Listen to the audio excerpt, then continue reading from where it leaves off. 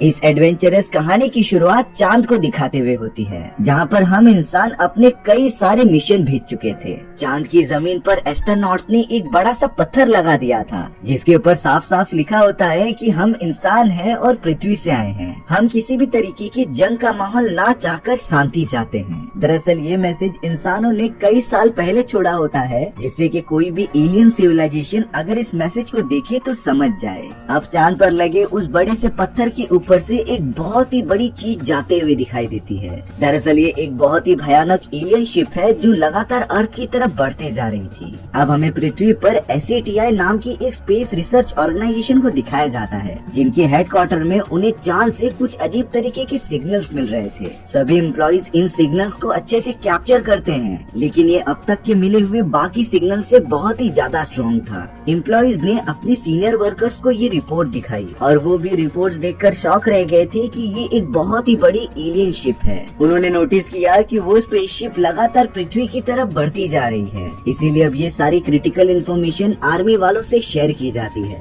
Military colonel को बताया जा रहा था कि हमने अंतरिक्ष में 500 किलोमीटर के दायरे में फैले हुए एक बड़े से स्पेसशिप को देखा है, पर यहाँ कर्नल कह रहे थे कि शायद से वो कोई उल्का पिंड भी हो सकता है। लेकिन बताया गया कि ऐसा बिल्कुल भी नहीं है, क्योंकि उनके रिपोर्ट्स के अकॉर्डिंग वो बड़ी सी चीज बीच बीच में कई बार रुक रही है और उल्का पिंड ऐसा बिल्कुल भी नहीं कर सकते। साथ ही साथ स्पेसशिप का वजन चांद के 1/4 हिस्से के बराबर होता है। एलियन स्पेसशिप की ये खबर प्रेसिडेंट के पास व्हाइट हाउस में भी फैल चुकी थी, जिससे कि सारे कमिटी मेंबर्स बहुत ही ज्यादा घबरा जाते हैं। प्रेसिडेंट को बताया जा रहा था कि अंतरिक्ष में एक बहुत ही बड़ी स्पेसशिप को देखा गया है और अब कुछ ही समय में उन्हें एक और रिपोर्ट मिली कि उस बड़ी सी स्पेसशिप के 36 टुकड़े हो चुके हैं, जो लगातार पृथ्वी के अलग अलग जगहों की तरफ बढ़ रहे हैं। आने वाले 20 से 25 मिनटों में वो सारी स्पेसशिप अर्थ के एनवायरनमेंट पे पहुंच जाएगी। किसी को नहीं अंदाजा था कि ये एलियन क्रिएचर इंसानों पर हमला करने आए हैं या फिर किसी और मकसद से।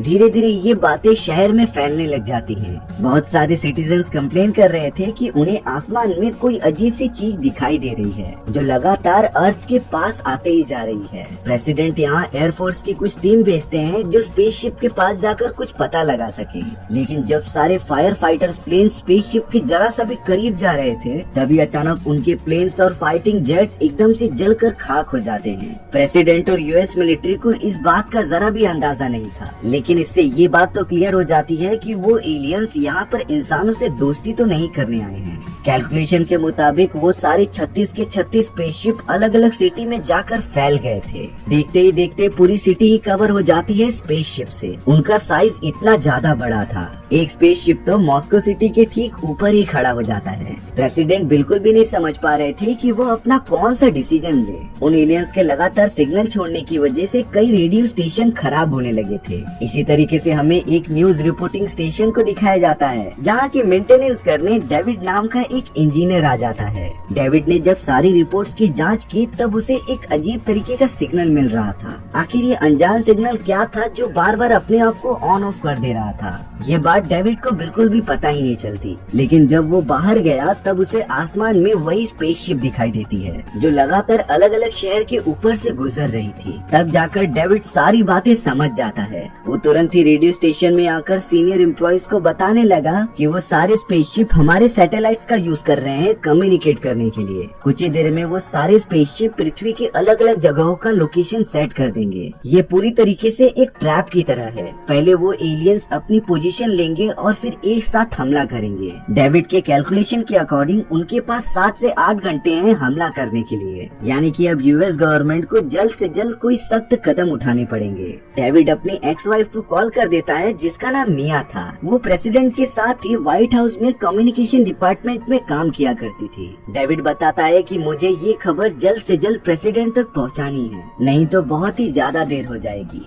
अब यहाँ लिया डेविड को सीधा इग्नोर करके कॉल डिस्कनेक्ट कर देती है, लेकिन अब डेविड को कैसे भी करके प्रेसिडेंट को ये बात बतानी ही थी, इसीलिए वो अपने फादर के साथ निकल पड़ा व्हाइट हाउस जाने के लिए। जल्द से जल्द डेविड व्हाइट हाउस पहुंचकर प्रेसिडेंट से बात करने लग जाता है। प्रेसिडेंट भी डेविड को रोकता नहीं और उसकी बात सुन रहा था, क्योंकि डेविड और प्रेसिडेंट एक दूसरे को बहुत पहले से जानते थे। हालांकि मिया डेविड पर बहुत गुस्सा होती है उसके यहाँ आने पर, लेकिन इस बार डेविड मिया को इग्नोर करता है। डेविड ने प्रेसिडेंट और आर्मी ऑफिसर्स को बताया कि हमारी पृथ्वी गोल होने के कारण कारण वो सारे एलियन स्पेसशिप एक दूसरे से ज्यादा कनेक्ट नहीं हो सकते। इसीलिए एलियंस हमारे सैटेलाइट सिस्टम का यूज कर रहे हैं कम्युनिकेट करने के लिए। साथ ही साथ वो अपने लोकेशन को पृथ्वी के अलग अलग जगहों पर सेट भी कर रहे थे और ठीक 7 घंटों बाद शायद से वो सारे स्पेसशिप हम इंसानों पर हमला कर दें। प्रेसिडेंट भी अपनी सारी मिलिट्री के साथ इस बात की तह तक जाने की कोशिश करते हैं। प्रेसिडेंट ने अपने शहर के ऊपर ही मौजूद एक स्पेसशिप की तरफ कुछ हेलीकॉप्टर्स भेज दिए थे। मिलिट्री के वो सारे हेलीकॉप्टर्स जैसे ही स्पेसशिप के थोड़ा सा पास पहुंचते हैं तभी अचानक स्पेसशिप में से लगातार उनके ऊपर फायरिंग होने लगी थी। देखते ही देखते सारे मिलिट्री प्लेन्स और हेलीकॉप्टर डिस्ट्रॉय हो जाते हैं, जिससे कि व्हाइट हाउस में प्रेसिडेंट और कर्नल श्योर हो चुके थे कि वो एलियंस उनके ऊपर हमला करने वाले हैं। यानी कि डेविड की बात पूरी तरीके से सही थी, लेकिन गवर्नमेंट को अपने डिसीजन प्रोसेस करने में इतना टाइम लग रहा था कि बहुत सारा समय बेकार चला जाता है। और अब डेविड के हिसाब से 7 घंटे बीत चुके थे। अगले ही मोमेंट में वो सारे स्पेसशिप ओपन होने लग जाते हैं। उन सभी के सेंटर में ब्लू कलर की रोशनी दिखाई दे रही थी, जिसे कि शायद पृथ्वी पर मौजूद सारी इंसानियत प्रजाति देख रही होती है। और अब सारे स्पेसशिप में से बहुत ही पावरफुल लेजर बीम निकलने लगी थी, जो देखते ही देखते सारी बिल्डिंग्स और स्काई स्क्रैपर्स को डिस्ट्रॉय करते जा रही थी। सभी लोग इस बात से बहुत ही ज्यादा डर कर वहाँ से भागने लग जाते हैं। कुछ ही सेकेंड्स में इतना पावरफुल हमला करने के कारण बहुत ज्यादा नुकसान हो चुका था। कई सारे लोग इस हादसे में मारे गए। जो भी लोग बच गए थे वो शहर से दूर जाने की कोशिश कर रहे होते हैं। यहाँ प्रेसिडेंट को अपने डिसीजन पर बहुत ही ज्यादा गिल्टी फील हो रहा होता है कि अगर उन्हें खतरे का अंदाजा पहले से था तब वो सभी लोगों को सिटी से बाहर निकाल सकते थे, लेकिन उन्होंने ऐसा नहीं किया और अब कई सारे सिटीजन्स को अपनी जान से हाथ धोना पड़ता है। वो एलियन स्पेसशिप तो हम इंसानों को चींटी की तरह मसल दे रहे थे। अब यहाँ यूएस मिलिट्री सोल्जर्स बहुत ही ज्यादा गुस्सा हो जाते हैं। वो सब तो अपनी टीम बनाकर फाइटिंग जेट्स की मदद से स्पेसशिप पर हमला करने चले गए थे। उन सभी के बहादुर कैप्टन का नाम स्टीवन था, जो अपनी टीम को स्पेसशिप के ऊपर फायर करने का ऑर्डर देता है। लेकिन वो सारी गोलियां स्पेसशिप को लगने से पहले ही डिस्ट्रॉय हो जा रही थी, क्योंकि हर एक स्पेसशिप के चारों तरफ एक इनविजिबल प्रोटेक्शन वॉल होती है, जिसे तोड़ना शायद हम इंसानों की बस की बात नहीं। और अब अगले ही मोमेंट में बड़े से स्पेसशिप के अंदर से छोटे छोटे मल्टीपल स्पेसशिप बाहर निकलने लग जाते हैं। इन छोटे स्पेसशिप ने लगातार मिलिट्री वालों के फाइटिंग जेट्स पर हमला करना स्टार्ट कर दिया था। एलियंस की तो लेजर बीम भी बहुत ज्यादा पावरफुल होती है। चारों तरफ से हमला करने की वजह से बहुत सारे फाइटिंग जेट्स और सोल्जर्स मारे गए थे। सिर्फ वहाँ कैप्टन स्टीवन बच जाते हैं, जो अपने फाइटिंग जेट्स को पहाड़ी वाले इलाके में लेकर आ गए थे। लेकिन अभी भी उनका पीछा एक एलियन स्पेसशिप कर रही होती है। कैप्टन स्टीवन पहाड़ी वाले इलाके में आकर उससे पीछा छुड़ाने की बहुत कोशिश कर रहे थे, लेकिन वो एलियन स्पेसशिप लगातार उनके पीछे आते ही जाती है। तभी कैप्टन स्टीवन को एक आइडिया आया। उन्होंने अपने फाइटिंग जेट का पैराशूट ओपन कर दिया था, जो सीधा जाकर स्पेसशिप के ऊपर लग जाता है। आउट ऑफ कंट्रोल होने के कारण वो स्पेसशिप जाकर जमीन पे क्रैश हो गई थी। थोड़ी देर बाद जब कैप्टन स्टीवन स्पेसशिप के पास जाकर देखते हैं, तब उसके अंदर एक बहुत ही ज्यादा हाइब्रिड एलियन क्रिएचर मौजूद था, जो स्पेसशिप क्रैश होने की वजह से बहुत ही ज्यादा घायल हो चुका था। कैप्टन स्टीवन ने तो उस एलियन क्रिएचर को मारकर बेहोश कर दिया। वहीं दूसरी तरफ अब प्रेसिडेंट के पास डिफेंस मिनिस्टर आकर कह रहे थे कि अब हमारे पास और कोई भी ऑप्शन नहीं है परमाणु बॉम्ब यूज करने के सिवा। लेकिन प्रेसिडेंट कह रहे थे कि मैं इसकी अभी परमिशन नहीं दे सकता, क्योंकि परमाणु बॉम्ब के इफेक्ट से हमारे भी कई सारे लोग मारे जा सकते हैं। डेविड तो उनके कन्वर्सेशन के बीच में आकर बोलने लग जाता है कि आप लोग परमाणु बॉम्ब नहीं यूज कर सकते, क्योंकि उसका रेडिएशन इतना ज्यादा होगा कि पूरी सिटी के लोग भी मारे जा सकते हैं। डिफेंस मिनिस्टर तो डेविड पर गुस्सा होकर उसे यहाँ से जाने के लिए कह रहे थे, पर तभी डेविड के फादर आकर डिफेंस मिनिस्टर पर ही चिल्लाने लग जाते हैं। उन्होंने बताया कि ये सब तुम्हारी ही गलती है। कुछ साल पहले यूएस मिलिट्री को एक स्पेसशिप मिली थी और अब उस बात को तुमने दुनिया को बताए बिना एरिया 51 में भेज दिया एक्सपेरिमेंट करने के लिए। अगर तुम्हें पहले ही अंदाजा था कि एलियंस मौजूद हैं, तब तुम उस हिसाब से आर्मी की मदद लेकर अपने आप को प्रोटेक्ट करने के वे बना सकते थे। लेकिन प्रेसिडेंट यहाँ कहते हैं कि एरिया 51 जैसा कुछ भी नहीं है। पर तभी डिफेंस मिनिस्टर ने बताया कि डेविड के फादर ने जो जो कहा है वो पूरा का पूरा सही है। प्रेसिडेंट निराश इसीलिए होते हैं क्योंकि उन्हें इस सीक्रेट ऑर्गेनाइजेशन के बारे में बिल्कुल भी नहीं पता था। अब प्रेसिडेंट उन सभी लोगों के साथ एरिया 51 में आ जाते हैं उस जगह पर तो 1947 से ही वो स्पेसशिप मौजूद था। स्टुअर्ट नाम का एक वैज्ञानिक प्रेसिडेंट से मिलकर उन्हें सारी बातें बताता है। दरअसल उनकी टीम कई सालों से स्पेसशिप को ठीक करने की कोशिश कर रही थी। हालांकि वो इतने समय में एलियंस के बारे में बहुत सारी चीजें पता करने में कामयाब हो चुके हैं, लेकिन स्पेसशिप को उड़ाने का तरीका उन्हें अभी तक पता ही नहीं चला। पर तभी स्टुअर्ट बताता है कि वो सारी स्पेसशिप जब हमारे पृथ्वी की कक्षा में इंटर हुई तब ये स्पेसशिप भी अपने आप ही एक्टिवेट हो गई थी। अब स्टुअर्ट ने यहाँ 3 एलियंस को दिखाया जो उस स्पेसशिप में मौजूद थे। एलियंस के बॉडी पर लगातार रिसर्च करने के बाद स्टुअर्ट की टीम इस कंक्लूजन पर पहुंची थी कि ये एलियंस भी हम इंसानों की तरह सारी चीजें फील कर सकते हैं, चाहे ठंडी, गर्मी हो या फिर बारिश। एलियंस भी हमारे पृथ्वी के इन्वायरमेंट को फील कर सकते थे। सिर्फ वो सारे एलियंस अपने मुंह से बोल नहीं सकते, शायद वो एक दूसरे से टेलीपैथिकली बात कर सकते हों। और अब उन सारे एलियंस को हमारी पृथ्वी को अपना घर बनाना था, लेकिन उससे पहले सभी इंसानों को खत्म कर दिया जाएगा। अब हमें दूसरी तरफ कैप्टन स्टीवन दिखाए जाते हैं जो अपने पैरासूट में उसी एलियन को पकड़कर आगे बढ़ रहे थे। वो तो एक बीहड़ वाले इलाके में पहुंच जाते हैं जहां पर बहुत सारी वैन्स आती हुई दिखाई दे रही थी। कैप्टन स्टीवन ने तो रसेल नाम के एक आदमी को रोककर उससे लिफ्ट मांग ली थी। रसेल एक पायलट था जिसे कि कुछ सालों पहले एलियंस ने ही किडनैप कर लिया था। रसेल ने जब ये सारी बातें सभी को बताने की कोशिश की तब उसके ऊपर कोई भरोसा ही नहीं करता।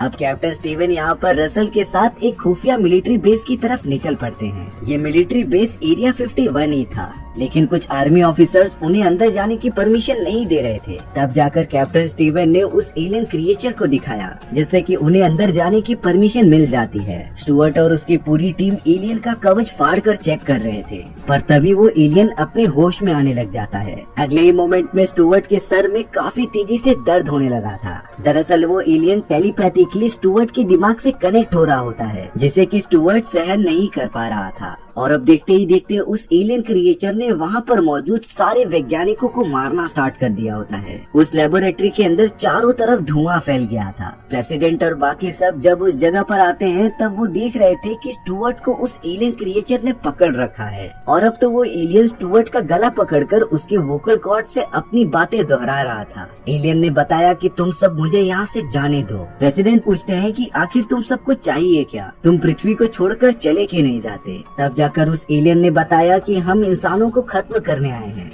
जिससे कि हम पृथ्वी पर पूरी तरीके से कब्जा कर सकें। और अब तो उस एलियन ने टेलीपैथिकली प्रेसिडेंट के दिमाग को कंट्रोल करना स्टार्ट कर दिया था, जिससे कि प्रेसिडेंट के सर में बहुत ही ज्यादा दर्द होने लग जाता है। और अब प्रेसिडेंट की जान बचाने के लिए वो सारे ऑफिसर्स एलियन क्रिएचर को गोली मार देते हैं। प्रेसिडेंट जब होश में आ जाते हैं तब उन्हें एलियंस के सारे प्लान के बारे में पता चल चुका था। जब वो एलियन के दिमाग से कनेक्ट हुआ तब उसे वो विजन्स आए थे जिसमें कि ये एलियन सिविलाइजेशन ब्रह्मांड के चारों तरफ घूम रही है और जो भी प्लैनेट उनके सामने आता है वो वहाँ पर रहने वाली सिविलाइजेशन को डिस्ट्रॉय करके उनके ऊपर अपना हक जमा लेते थे। अब यहाँ प्रेसिडेंट के पास कोई और ऑप्शन नहीं होता परमाणु बम यूज करने के सिवा। मिलिट्री वालों को बोलकर एक बहुत ही पावरफुल परमाणु बम एक स्पेसशिप के ऊपर फायर कर दिया जाता है, लेकिन जिसका डर था वही हुआ। स्पेसशिप की प्रोटेक्शन वॉल इतनी ज्यादा स्ट्रॉन्ग होती है कि परमाणु बम भी उसका कुछ बिगाड़ नहीं पा रही थी। उल्टा वो परमाणु बम जिस शहर पर गिराया गया था उसके इफेक्ट से कई सारे लोग मारे जाते हैं। अब तो परमाणु बम जो उनका आखिरी उम्मीद थी वो भी फेल हो चुकी है। कैप्टन स्टीवन पास ही वाले आर्मी बेस से अपनी वाइफ और बेटी को बचाने के लिए चले गए थे, पर वहाँ पर कैप्टन स्टीवन देखते हैं कि प्रेसिडेंट की पत्नी बहुत ही ज्यादा घायल अवस्था में पड़ी है। इसीलिए स्टीवन ने प्रेसिडेंट की वाइफ को भी अपने साथ ले लिया, लेकिन प्रेसिडेंट की वाइफ की जल्द ही मौत हो जाती है। प्रेसिडेंट की वाइफ और कोई नहीं बल्कि मिया थी। जब ये बात डेविड को पता चलती है तब वो पूरी तरीके से टूट चुका था। उसने तो बहुत ही ज्यादा ड्रिंक्स कर ली होती है। डेविड के फादर उसे कह रहे थे कि तुम इतनी ज्यादा मत पियो क्योंकि इससे तुम्हारा हेल्थ बहुत ही ज्यादा खराब हो सकता है। अब यहाँ से डेविड के दिमाग में एक बहुत ही अच्छा आइडिया आया। वो तुरंत ही पहुँच जाता है एरिया 51 में जहाँ पर वो स्पेसशिप रखा हुआ था। डेविड ने सबसे पहले एक कैन ली और उस स्पेसशिप के ऊपर रख दिया, जिसके बाद डेविड एक ऑफिसर से कहता है कि आप अपने बंदूक की मदद से कैन को निशाना लगाओ। पहली बार तो स्पेसशिप के प्रोटेक्शन वॉल की वजह से उनका निशाना कैन को नहीं लगता, लेकिन यहाँ डेविड ने अपने कंप्यूटर पर कुछ कोडिंग की और दूसरी बार ऑफिसर को कैन पर निशाना लगाने के लिए कहा। ऑफिसर ने जैसे ही गोली चलाई वो डायरेक्टली जाकर इस बार कैन को लग जाती है, यानी कि इस टाइम स्पेसशिप की प्रोटेक्शन वॉल गायब हो चुकी थी। कर्नल डेविड से पूछ रहे थे कि आखिर तुमने ऐसा कैसे किया। तब जाकर डेविड बताता है कि जिस कैन को मैंने स्पेसशिप के ऊपर रखा था उसके अंदर एक छोटा सा वायरस था जिसने स्पेसशिप के सिस्टम को करप्ट कर दिया होता है और इसी वजह से स्पेसशिप का प्रोटेक्शन कवच टूट गया। सेम ऐसा ही हमें उन एलियंस की मदरशिप के साथ करना है। हम अगर मदरशिप को डिस्ट्रॉय करने में कामयाब हो जाएंगे तब बाकी स्पेसशिप एक दूसरे से कम्युनिकेट नहीं कर पाएगी। लेकिन सबसे बड़ी बात थी कि इस वायरस को मदरशिप के अंदर लेकर कौन जाएगा। तब जाकर डेविड ने आइडिया दिया कि हम अपने लेबोरेटरी में पड़ी इस स्पेसशिप का यूज कर सकते हैं मदरशिप के अंदर जाने के लिए। पर सबसे बड़ी प्रॉब्लम थी कि स्पेसशिप को उड़ाएगा कौन। कैप्टन स्टीवन ने बताया कि मैंने उन एलियंस की स्पेसशिप को उड़ाते हुए बड़ी बारीकी से देखा है, इसीलिए मैं इसे उड़ा सकता हूँ। कर्नल ने कहा कि हमने स्पेसशिप के अंदर परमाणु बम इंसर्ट कर दिया है, लेकिन ये 30 सेकेंड्स में ब्लास्ट होगा जिससे कि तुम्हें बाहर निकलने के लिए टाइम मिल सके। और अब सारी चीजें सेट हो चुकी थी। डेविड ने बताया कि मदरशिप में जब वो वायरस डाल देगा तब कुछ ही सेकंड्स के लिए उनके प्रोटेक्शन कवर टूट जाएगा और उसी वक्त हमें स्पेसशिप पर हमला करना है। मिलिट्री वाले मॉर्स कोड की मदद से अलग अलग कंट्री वालों को मैसेज भेजते रहते हैं। उन्होंने हर कंट्री के सोल्जर्स की टीम को बताया कि हमें स्पेसशिप को जल्द से जल्द खत्म करना पड़ेगा। वो सब सिर्फ डेविड के इशारे का इंतजार करें और स्पेसशिप पर हमला करने के लिए रेडी हो जाएं। इस मिशन में तो अब कंट्री के सारे सोल्जर्स शामिल हो चुके थे। यूएस प्रेसिडेंट ने भी डिसाइड किया कि वो भी एक प्लेन लेके जाकर उनकी मदद करेंगे, क्योंकि प्रेसिडेंट भी कुछ टाइम पहले एक पायलट हुआ करते थे। रसल भी प्लेन उड़ाने के लिए मिलिट्री वालों की मदद करने के लिए चला जाता है और अब कैप्टन स्टीवन और डेविड स्पेसशिप के अंदर बैठकर मदरशिप की तरफ निकल पड़े थे। उनकी स्पेसशिप देखकर उन्हें एक्सेस मिल जाता है मदरशिप के अंदर इंटर होने के लिए। अंदर जाने के बाद उन्होंने देखा कि वहाँ एलियन स्पेसशिप की भंडार पड़े हुए हैं जो एक के बाद एक उसके सरफेस के साथ जुड़ते जा रहे थे।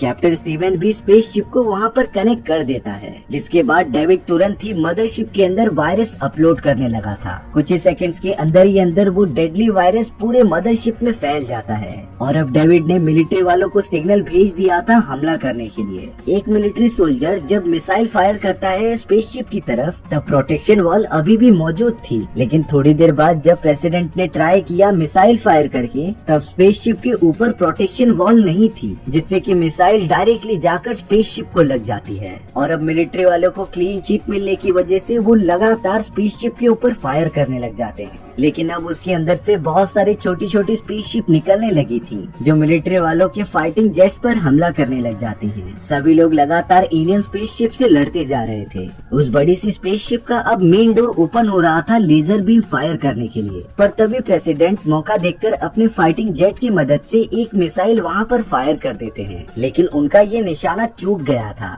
रसल भी फाइटिंग जेट के साथ वहाँ मौजूद होता है। उसके पास भी एक मिसाइल थी जिसे लेकर वो उस जगह पर फायर करने चला गया था, लेकिन बदकिस्मती से उसकी मिसाइल फायर ही नहीं हो रही थी। इसीलिए अब रसल अपनी जान की परवाह किए बिना मिसाइल्स के साथ फाइटिंग जेट्स को ही उस स्पेसशिप के मेन डोर से भिड़ा देता है, जिससे कि स्पेसशिप के अंदर बहुत ही बड़ा धमाका हुआ और वो जमीन पर गिरकर डिस्ट्रॉय हो गई।